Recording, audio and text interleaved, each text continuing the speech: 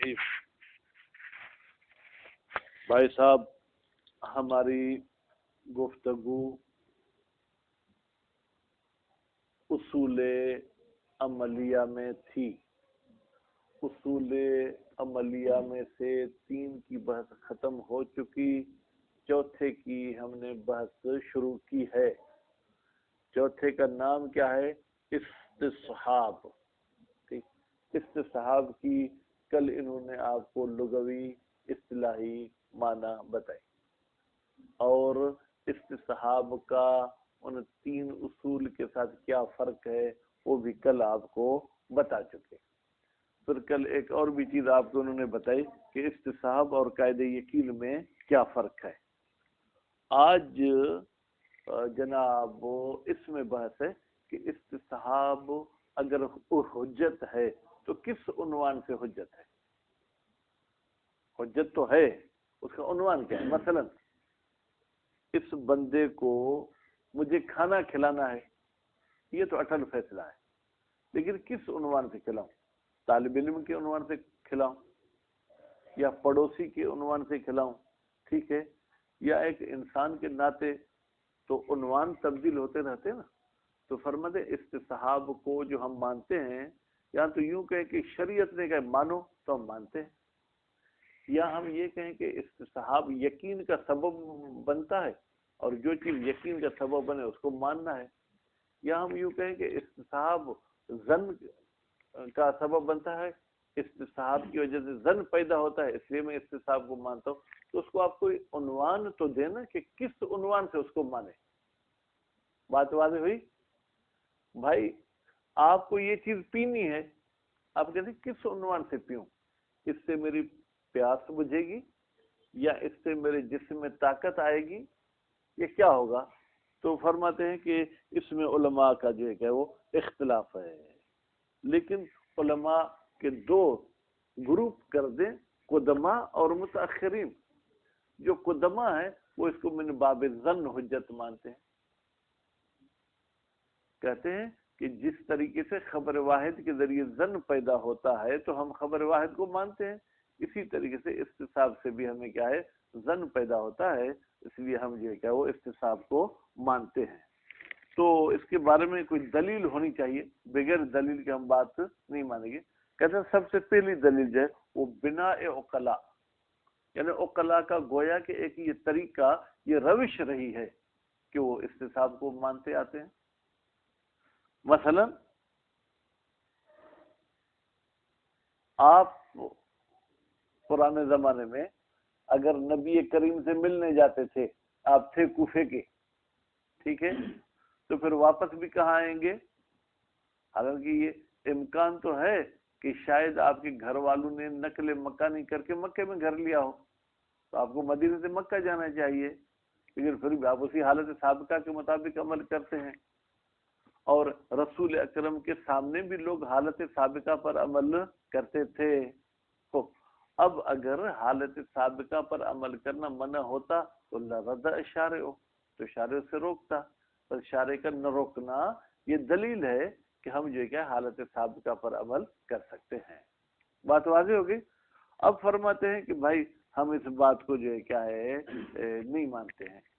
آپ نے یہ جو کہا نا کہ عقلاء حالت سابقہ پر عمل کرتے ہیں، یہ جو اہم امور ٹھیک ہے ہوتے ان میں حالت سابقہ پر عمل نہیں کرتے، بلکہ ان میں اس وقت ان کو فیصلہ کرنا ہوتا ہے کہ اب کیا کرنا چاہیے۔ چین میں کورونا کی بیماری پیدا ہوئی، ٹھیک ہے، تو جو لوگ چین میں رہتے تھے اور پاکستان آئے تھے، کورونا کے بعد ان کو یہ تو یقین نہیں تھا کہ ہم بھی چین میں جائیں گے تو کورونا ہوگی۔ حالت سابقہ کیا تھی کہ کورونا نہیں ہے، اب شک ہے کہ کورونا مجھے لاحق ہوگی یا نہیں، تو اس صورت میں بھی حالت سابقہ پر ان کو جو ہے کہ عمل کرنا چاہیے، لیکن ان کو سب نے روک دیا، لیکن نہیں آپ کو نہیں جانا، انہوں نے حالت سابقہ پر عمل نہیں کیا۔ جب بھی آپ کوئی قیاس اور کوئی دلیل بناتے ہیں تو اس میں ایک صغرا ایک کبرا ہوتی ہے، پھر نتیجہ ہوتا ہے۔ تو کبرا ایسی ہونی چاہیے بیٹا جو کلی ہونی چاہیے، ہر مورد میں وہ جاری ہوتی ہو۔ ہم دیکھتے ہیں اگر چھوٹے موٹے کام ہیں اس میں تو حالت سابقہ کے مطابق عمل کیا جاتا ہے، لیکن اہم کاموں میں حالت سابقہ کے مطابق عمل نہیں کیا جاتا، لہذا آپ نے یہ جو کلی قانون بتایا یہ قانون ٹوٹ گیا، نتیجے میں آپ کی بات ثابت نہیں ہوئی۔ اس کے بعد پھر جو ہے کیا ہے جناب، ایک ہیں جناب ازودی صاحب، کون ہے؟ ازودی، انہوں نے ایک قانون پیش کیا ہے جس کے مطابق وہ کہتے ہیں کہ استصحاب حجت ہے۔ انہوں نے قانون کیا پیش کیا ہے؟ فرماتے ہیں قانون ہمارا یہ ہے کہ بھائی فلاں کام تھا اور اس کے ختم ہونے کا ہمیں کوئی ظن نہیں ہے، لہذا اس کام کو ہم ویسے ہی سمجھیں گے۔ مثلا یہ تکیہ پاک تھا، ٹھیک ہے، پاک ہونے والی بات کے ختم ہونے کا ہمیں نہ یقین ہے نہ ظن ہے، تو پھر نتیجے میں یہ کیا ہوگا؟ پاک۔ وہ کہتے ہیں اس قانون کے مطابق جو کیا ہے وہ استصحاب حجت ہے۔ کہتے ہیں ہم آپ کی بات بھی نہیں مانتے۔ کیوں؟ اس لیے کہ تھا اور اب اس کے ختم ہونے کا ظن، استصحاب میں تو شک کا مورد ہوتا ہے نا، ظن والی تو بات ہی نہیں ہوتی ہے، ٹھیک ہے۔ مزید اس کو ہم عبارت میں پڑھ لیں گے۔ پھر ان کی تیسری دلیل قدما کی، کہتے اجماع آیا ہے کہ استصحاب حجت ہے۔ یہ غالباً علامہ ہلی نے اجماع کی بات کہی ہے۔ اس میں بھی آگے جعفر صبح نے ہاتھ جوڑ کے، یقیناً کیونکہ وہ بزرگ تھے، ہاتھ جوڑ کے کہیں گے قبلہ یہ اجماع جو آپ ہماری طرف نقل کر رہے ہیں یہ خبر متواتر کے ذریعے نقل کر رہے ہیں یا خبر واحد کے ذریعے؟ آپ پیچھے پڑھ کر آئے کل اجماع المنقول بخبر الواحد لیس بحجت، وہ حجت نہیں ہے، لہذا یہ بھی حجت نہیں۔ ایک دوسرا ہمیں اعتراض یہ ہے کہ اگر آپ کی اجماع کی وجہ سے ہم استصحاب کو حجت مانیں تو اجماع کا مطلب یہ ہے کہ اتفاق العلماء، علماء متفق ہیں۔ ہم دیکھتے ہیں بہت سارے علماء کہتے ہیں کہ استصحاب حجت نہیں ہے۔ اگر اجماع ہوتا تو یہ علماء مخالفت کیوں کرتے؟ بس ان کی مخالفت بھی دلیل ہے کہ کوئی اجماع نہیں ہے۔ بات واضح ہوگی بیٹا؟ اب قدما نے بھی کہا کہ ہم استصحاب کو حجت مانتے ہیں، لیکن ان کے ادلہ یہ ہیں، ادلہ کو ہم نے ٹھکرا دیا۔ اصل ہم ان کی فتویٰ کو نہیں ٹھکراتے۔ متاخرین بھی کہتے ہیں کہ استصحاب حجت ہے، ٹھیک ہے بھائی۔ مثلا میں کہتا ہوں بیٹا ضرب کیا ہے، رضا بھی کہتا ہے فعل ہے، گلشیر بھی کہتا ہے فعل ہے، ٹھیک ہے۔ تو فعل ہونے میں تو دونوں متفق ہیں۔ اچھا بھائی فعل ہے تو آپ کے پاس دلیل کیا ہے؟ یہ کہتے ہیں میرے پاس دلیل یہ ہے کہ اس پر الف لام داخل نہیں ہوا، یہ دلیل دیتے ہیں۔ گلشیر ان پہ اعتراض کرتے ہیں، پھر زید اس پر بھی تو الف لام نہیں، اس کو آپ فعل مانیں گے؟ تو ان کی دلیل کو ٹھکرایا لیکن اصل دعویٰ کو نہیں ٹھکرایا۔ پھر ہم گلشیر کو کہتے ہیں کہ بھائی آپ ضرب کو کیا مانیں؟ یہ کہتے ہیں فعل۔ بھائی دلیل صحیح، جو بھی فعل ہوتا ہے وہ فعل یا فعل یا فعل کے وزن پہ ہوگا، ٹھیک ہے۔ یہ فعل کے وزن پر ہے، ٹھیک ہے، اس لیے یہ فعل ہے۔ پھر رضا اعتراض کرے گا، پھر زید بھی تو تین حرفی ہے۔ ہم کہیں گے تین حرفی تو ہے لیکن زید ساکن الوسط ہے، جبکہ ضربہ کے تینوں حرف جو کہ متحرک ہیں، تو زید فعل کے وزن پر نہیں، زید فعل کے وزن پر ہے۔ جب سکون آ گیا تو وزن میں بھی گڑبڑ ہو گئی۔ تو استصحاب کو قدما بھی حجت مانتے تھے لیکن ان کے ادلے ہمیں اچھے نہیں لگے۔ متاخرین سے پوچھتے ہیں کہ آپ کو استصحاب کو حجت مانتے تو آپ کے پاس دلیل کیا ہے؟ تو یہ لوگ جو ہے کوشش کرتے ہیں کہ یہ دلیل احادیث سے پیش کریں، یعنی یہ کوئی دلیل عقلی یا اجماع کی بات نہیں کرتے بلکہ یہ جو ہے کیا ہے جناب وہ احادیث سے پیش کرتے ہیں۔ سب سے پہلی حدیث جو انہوں نے نقل کی ہے وہ صحیحہ ہے۔ بیٹا انشاءاللہ خدا کرے گا کہ آپ علم حدیث بھی پڑھیں گے۔ ایک حدیث کو بولتے ہیں صحیحہ، حسن، ٹھیک ہے، موثق، ٹھیک ہے، مجہولہ، مرسلہ، مقطوعہ، ٹھیک ہے، اس قسم کے اس کے نام ہے۔ صحیحہ یعنی وہ روایت کہ جس کے سب راوی شیعہ اور عادل ہوں، ٹھیک ہے۔ اگر غیر عادل راوی ہوگا تو وہ صحیحہ اس کی روایت نہیں ہوگی۔ اس میں یہ ہے کہ کوئی شخص معصوم کے پاس آیا کہ وضو کر کے ہم بیٹھتے ہیں، پھر کبھی کبھی خفقہ یا خفقتان ہو جاتی ہے۔ بھائی اس خفقہ کا فارسی میں ترجمہ چرت، سندھی میں اس کو بولتے ہیں پنکی، میرے خیال میں اردو میں اس کو بولتے ہیں شاید آنکھ لگ گئی، ٹھیک ہے، یا کوئی اور لفظ ہو، میرے ذہن میں اب اردو والا وہ خاص نہیں ہے. تو وضو کے بعد کہتے ہیں کہ ہم بیٹھے تھے کہ وزن یوں ہو گیا، آنکھ لگ گئی. اب کیا اس آنکھ لگنے کی وجہ سے میرا وضو باطل ہو گیا یا وضو باطل نہیں ہوا؟ تو معصوم نے فرمایا بھائی نسیم آپ آنکھ کو چھوڑ دو. معصوم نے کیا فرمایا کہ کبھی کبھی ایسے ہوتا ہے کہ آنکھ سو جاتی ہے لیکن دل بھی نہیں سوتا، کان بھی نہیں سوتے. تو ایسی صورتحال میں آپ کا وضو باقی ہے، آپ کا وضو نہیں ختم ہوگا. پھر اس نے کہا کہ اس کے سائیڈ میں ٹھیک ہے کوئی چیز ہلی، کسی چیز کی کوئی آواز ہے، وہ بھی اس نے نہیں سنی، پھر کیا اس کا وضو باطل ہوگا؟ تو امام علیہ السلام نے ایک آخر میں قانون بتایا، لا تنقض الیقین بشک ابدا، تم اپنے یقین کو کبھی بھی شک کے ساتھ نہیں ختم کرو. ٹھیک ہے، تو استصحاب کا بھی مورد یہی ہے کہ مجھے پہلے یقین تھا کہ یہ چیز پاک ہے، آج مجھے شک ہو رہا ہے کہ یہ چیز پاک ہے یا نہیں. تو اس حدیث کے مطابق یہ کہ شک کے ذریعے پاک ہونے والے یقین سے آپ دست بردار نہ ہو. استصحاب بھی یہی کہتے ہیں، ابقاء ما کان، ٹھیک ہے، علی ما کان، جو چیز تھی اس کو اسی پر باقی رکھو. تو نتیجے میں یہ حدیث انہوں نے ایک پیش کر دی. دوسری حدیث کچھ لمبی ہے، وہ انشاءاللہ العزیز کل پڑھیں گے. عدلت و حجیت الاستصحاب، استصحاب کے حجیت کے دلیل. اختلف الاصولیون، اصول والوں نے اختلاف کیا ہے کس بات میں؟ فی کیفیت حجیت الاستصحاب، استصحاب کے حجیت کی کیفیت میں.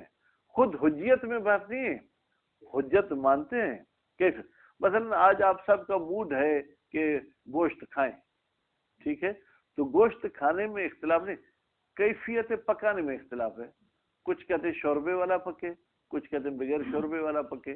ٹھیک ہے، فذهب القدماء، تو قدماء جو پرانے زمانے کے علماء تھے انہوں نے نظریہ دیا ہے الی ان الاستصحاب حجت من باب الظن، کہ بھائی استصحاب حجت ہے لیکن ظن کی وجہ سے. واستدلوا علیہ، اور قدماء نے استدلال بھی کیا ہے اس بات پر کہ من باب ظن حجت ہے. بالوجوہ التالیت، یہ تین دلیل التالیت جو ابھی آئیں گے، بعد میں آئیں گے. ایک، بنا العقلاء، عقل مندوں کا یہ فیصلہ ہے، عقل مندوں کا یہ طریقہ اور روش ہے، العمل کہ وہ عمل کرتے علی وفق الحالت سابقہ، گزشتہ حالت کے مطابق. مطابق کا ترجمہ میں نے مشاہد کہاں سے کیا؟ ہاں ٹھیک ہے. وَلَمْ يَثْبُتْ رَدْ او انہو، اور ثابت نہیں ہوا منع انہو اس عمل کرنے سے من جانب شارع، شارع کی طرف سے. شارع نے بھی ہمیں نہیں روکا کہ آپ حالت سابقہ کے مطابق عمل نہ کرو، ایسی کوئی بات نہیں ہوئی. بس نتیجہ یہ نکلا کہ استصحاب ہمارے لیے حجت ہو جائے گا کیونکہ حالت سابقہ کے مطابق ہمیں عمل کرنا ہے، شارع کی منع نہیں ہے. یلاحظ علیہ، اس استدلال پر بھائی اعتراض کیا جاتا ہے. مضافن الی عدم کلیتها، بھائی ایک تو یہ اعتراض ہے کہ یہ قاعدہ کلی نہیں ہے، مضافن یعنی اس کلی ہونے والے اعتراض کے علاوہ اضافی ہم ایک اور اعتراض کرتے ہیں. فإن العقلاء لا يعملون في الامور الخطیرہ، خطیرہ یعنی اہم، خطرے والے نہیں، اہم امور میں وہ عمل نہیں کرتے ہیں علی وفق الاستصحاب، استصحاب کے مطابق. وإن افاد ظن، اگرچہ استصحاب ظن کا بھی فائدہ دے، ٹھیک ہے. کیوں بھائی استصحاب کے مطابق عمل نہیں کرتے؟ فرماتے انہو، بے تحقیق شان یہ ہے، یکفی فی رد، کافی ہے ظن پر عمل کرنے سے روکنا. ٹھیک ہے، ما دل من الکتاب والسنہ، بھائی قرآن مجید نے بھی ہمیں روکا ہے کہ ظن پر عمل نہیں کرو، پھر احادیث بھی ایسی ہیں تو شارع کیوں منع کرے؟ النہی عن اتباع غیر العلم، وہ قرآن کیا کہتا ہے مشاہد کہ آپ غیر علم کی پیروی نہ کرو. ظن بھی غیر علم ہے تو اس کی بھی پیروی نہ کرو. وقد مرت تلک الآیات، اور گزر چکی وہ آیات جو نہیں کر رہی تھی زن پر عمل کرنے سے ان دل بحث ان حجیت خبر الواحد، جب ہم نے بحث کی تھی خبر واحد کی حجیت کی. دوسری دلیل ما وہ دلیل ہے استند الیہ جس کی طرف بھروسہ کیا ہے ازودی صاحب نے شرح مختصر میں. فقال ان استصحاب الحال کہ بھائی ہم حال کا استصحاب کرتے ہیں. کیا مطلب؟ ان الحکم الفلانی قد کان، بھائی فلاں حکم تھا کہ یہ چیز پاک ہے یا یہ چیز نجس ہے.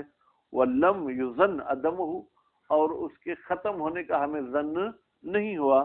وکل ما کان کذالک، اور ہر وہ چیز جو ایسے ہو وہ مظنون البقاء، تو اس کے باقی ہونے کا ظن ہوتا ہے، نتیجے میں ہم اس پر باقی رہیں گے.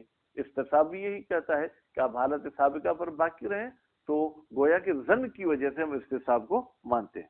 یلاحظ علیہ اولا، اس پر بھی پہلے تو یہ اعتراض ہوتا ہے بمن کلیت الکبرى، ہم کبرا کو منع کرتے ہیں. کبرا کیا تھا؟ وَكُلُّ مَا كَانَ كَذَلِكَ، ہر وہ چیز جو ایسے وہ مضمون البقاء، ایسے نہیں ہے، کبھی کبھی ہمیں ظن پیدا نہیں ہوتا ہے. لمن افادت الاستصحاب الظن فی کل مورد، ہم کہتے ہیں بھائی ہر جگہ استصحاب کہیں کہیں ظن کا فائدہ دیتا ہے، کہیں کہیں ظن کا فائدہ نہیں دیتا. وثانیا، دوسرا اعتراض یہ ہے سلمنا، چلیں ہم تسلیم بھی کر لیتے ہیں کہ بھائی استصحاب ظن کا فائدہ دیتا ہے. لیکن الاصل فی الظنون عدم الحجیت، بھائی ظنون میں اصل قانون یہ ہے کہ وہ حجت نہیں ہوتے. الا ان يدل دلیل قاطع علی الحجیت، مگر یہ کہ کوئی پکی دلیل آ جائے کہ یہ ظن حجت ہے. تو جن ظنون کے حجیت کے بارے میں دلیل آئی تھی، اس کتاب میں بیٹا وہ آپ نے کتنے پڑھے تھے؟ یاد ہیں کسی کو؟ 5 ظن تھے، ٹھیک ہے، کہ جن کے بارے میں ادلہ تھے کہ یہ آپ کے لیے حجت ہے، ان میں استصحاب کہیں بھی ذکر نہیں ہوا تھا. تیسری دلیل الاستدلال بالاجماع، اجماع کے ذریعے انہوں نے استدلال کیا ہے. قال العلامہ، تو علامہ سے مراد علامہ ہلی، علامہ ہلی نے فرمایا الاستصحاب حجت لاجماع الفقہاء، استصحاب حجت ہے. کیوں؟ اس لیے کہ فقہا نے اجماع کیا ہے. کس پر؟ علی انہ متی حصل حکم، بے تحقیق شان یہ ہے جب بھی کوئی حکم حاصل ہو، وجود میں آئے، ثم وقع شک ہو، پھر شک ہوتا ہے فی طروء، کہ کوئی چیز عارض ہوئی ہے، یزیلہ، جو اس حکم کو ختم کر دے. وجب الحکم علی ما کان اولا، تو اجماع کہتا ہے واجب ہے کہ آپ حکم لگا دو علی ما کان اولا، جو پہلے تھا. یعنی اگر پہلے یہ چیز پاک تھی تو اب بھی پاک سمجھو، پہلے نجس تھی تو اب بھی نجس سمجھو، یعنی حالت سابقہ کے مطابق عمل کرو. اور استصحاب بھی یہی ہے. وَلَوْلَا الْقَوْلُ بِأَنَّ الْاسْتِصْحَابَ حُجَّةٌ، اگر ہم استصحاب کو حجت نہ مانتے، پھر ہم جو ہے بیٹا اس کو پاک سمجھتے، پھر تو ترجیح بلا مرجح ہو جاتی. ابھی تو میرے نزدیک اس کا پاک ہونا اور پاک نہ ہونا دونوں مساوی احتمال ہے نا. میں اگر اس کو پاک سمجھتا ہوں تو استصحاب کی وجہ سے، اگر استصحاب کو بیچ میں نہ لائیں تو اس کو پاک میں نہیں سمجھ سکتا ہوں.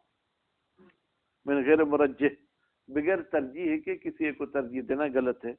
یلاحظ علیہ عدم حجیت الاجماع المنقول، بھائی اجماع محصل حجت ہے، اجماع منقول حجت نہیں ہے. خصوصاً خاص طور پر اذا علم مستند المجمعین، مجمعین یعنی اجماع کرنے والے، جب ہمیں اجماع کرنے والوں کی جگہ مستند دلیل کا پتہ چلے کہ اس دلیل کی وجہ سے انہوں نے اجماع کیا، وہ اجماع قابل قبول نہیں ہے. اضف الی ذالک، بھائی میں اضافہ کرتا ہوں اس علامہ کے جواب میں ایک اور چیز. ایک تو اس چیز کو میں نے پیش کیا کہ بھائی جب اجماع کرنے والے کہ مستند کا پتہ چلے تو اجماع کام کا نہیں ہے، ایک بات. دوسری بات یہ کہ بھائی اجماع منقول ہمارے لیے حجت نہیں ہے. یہ دو اعتراض اضف میں بڑھاتا ہوں اعتراض کو. وہ کیا ہے؟ بے الی ذالک، ان جوابوں کی طرف مخالفت عدت من الفقہاء من مع الاستصحاب، بہت سارے علماء نے مخالفت کی ہے استصحاب کی. بس اگر اجماع ہوتا تو اگر نسیم یہ علماء مخالفت نہ کرتے. واما المتاخرون، چلیں بھائی جو متاخر علماء ہیں وہ استصحاب کو حجت مانتے ہیں. جی مانتے ہیں. ان کی دلیل فقد استدلوا بالاخبار، وہ دلیل لائے کس کے ذریعے؟ احادیث کے ذریعے.